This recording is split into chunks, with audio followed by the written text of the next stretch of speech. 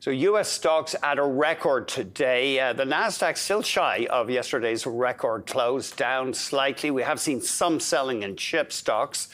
Wall Street obviously walking into a new wave of earnings reports. Can the market rally continue through this earnings season? We're joined by Scott Wren, Senior Global Market Strategist at Wells Fargo Investment Institute. Scott, it's great to see you. Just to start off with trade, we're getting mixed signals. I mean, the Treasury Secretary is about to go into more talks with the Chinese, but apparently, according to Reuters, the Europeans are preparing countermeasures. They can't reach a deal at this stage with the White House. Is the market worried about trade at this stage, or are investors, as we keep hearing, shrugging off tariff concerns? I tell you, Andy, right now, as you said, the S&P is setting record highs. It's in record high territory. And I think the market has shrugged it off. And I think, what the bottom line is that the market believes that in the end, the magnitude of the tariffs that are actually going to be implemented are a lot less than probably what the administration has been out there talking about. So I think that's, seemingly likely. August 1st is supposed to be a line in the sand, so we'll see. But I would suspect that you would probably see some sort of an agreement with the EU, with Japan, certainly not with China, but with those two, huge trade partners of the U.S. I think you'll hear something by August 1st that will be, framework, something like that. So the market's definitely not overly worried about tariffs right now, though, clearly. One thing you're advising investors to bear in mind right now, focus on companies with reliable earnings records and strong balance sheets.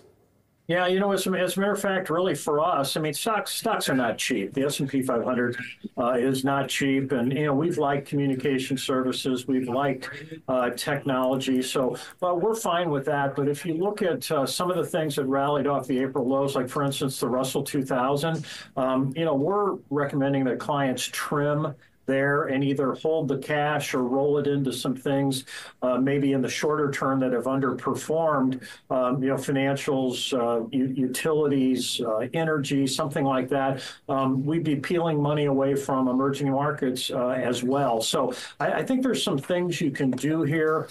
But for the most part, we want to remain invested. And as I said, if you peel some money out of the market, we feel pretty good about some sort of pullback coming here. Now, it's going to be a 20% pullback. I don't think so, but certainly you could see something close to a 7 or 10% pullback just on some trade friction. So we want our clients to be ready for a pullback. If they have cash in their accounts, we want them to know what they are going to buy, and then, of course, most importantly, we want them to do what's they're going to be nervous about, which is the market's down, and we want them to step in. That's what we tried to do in April, and we'll try to do it again here if we get a pullback. And you think a tariff disappointment could be one thing that would push the market down? Yeah, I think a couple of things could really. One is tariff disappointments. Another thing is economic growth that slows more than what the consensus thinks.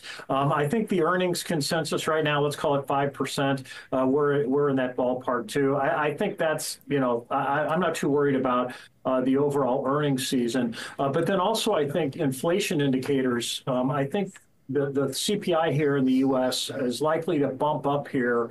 We think it's going to be north of 3% headline CPI by the end of this year, and that could also prompt a little bit of a sell-off. So I think there's a few things out there that could create headwinds for the market. And like I said, for us, headwinds are opportunities. We think the economy is going to be better in 2026, and we certainly want to take advantage of pullbacks if we have them. So I think you said lower cap stocks you're wary of, and we know that a lot of those have underperformed for years. Also emerging markets, you're a bit cautious there? We are, and I think that developed international markets, they're a bit ahead of themselves. Emerging markets, they're a bit ahead of themselves. As I said, the small cap stocks, the Russell 2000, after people have been looking for years, as you mentioned, for better relative performance against the S&P 500. Really, the Russell 2000's kept pace since the April lows with the S&P 500. So, that's a pretty good bounce. Let's call it 27, 28%. We think that's way ahead of the fundamentals for sure. So we'd like to take some money off the table in small caps. Scott, I think we better leave it there.